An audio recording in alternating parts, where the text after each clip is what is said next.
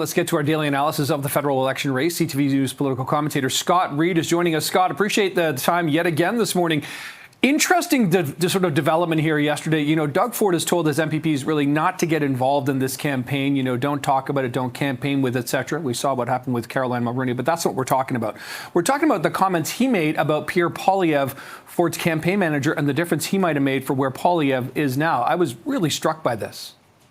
Well, you should be struck by it. You know, Doug Ford, when asked about the Conservative campaign federally and Pierre Poilievre's performance on the campaign trail, basically echoed the criticism of his campaign manager, my buddy Corey Tonight, who said, you know, that the campaign was flagging, that it's been both poorly focused and then poorly executed. And, you know, Doug Ford ended his comments about the federal campaign for Pierre Poilievre by saying the truth hurts.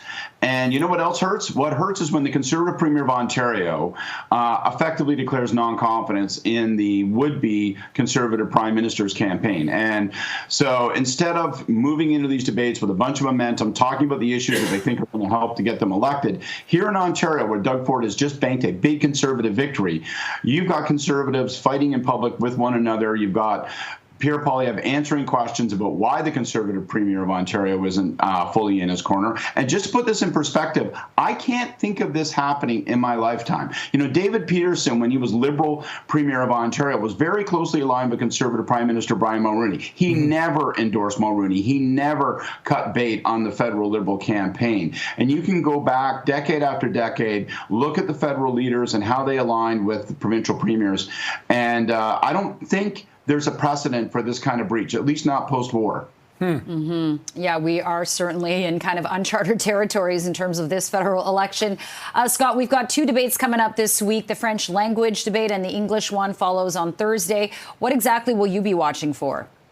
Well, first of all, I love leaders' debates. Okay, like I can't tell you how many times I've been involved federally, provincially in debate prep for leaders, prime ministers, premiers, would-be pretenders, all of them. And, you know, it's a fascinating process because you have to strike this tricky balance of your campaign between making certain that your leader is well prepared, has their head on straight, is in their best possible position to execute on that debate stage, but you cannot over-program or over-prep them.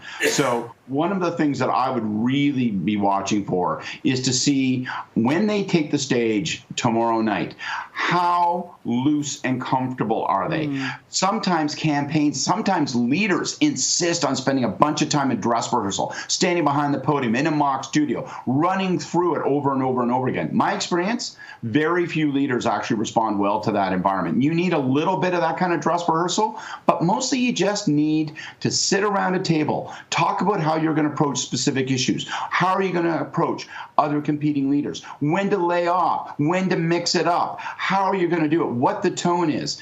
So clear-headed, relaxed, focused. That's what you're looking for from your leaders. And I'll tell you, there's no formula for preparing a leader for a debate, but there's lots of ways to get it wrong. And Scott, I got a question for you about the timing in terms of the media environment here of these debates. So Wednesday's the French debate. So maybe in Ontario, that's not going to play so big because people typically don't really enjoy watching translated debates live. I know you do, but I think you're a different kind of character, and that's fine. That's fair enough. I love politics too. But then the English language debate is taking place on Thursday night.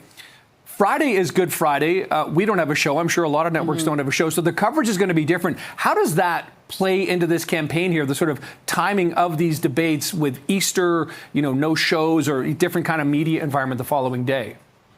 Well, I think the obvious answer is it could play a couple of different ways. If somebody really has a breakout performance in the debate, then the challenge for the other campaigns is that as you go into a holiday weekend where people are sitting around over an Easter ham, you could see them gaining quiet and undetected momentum for 2, 3, 4 days. And you emerge on Monday, Tuesday, and find out that the campaign has been reset.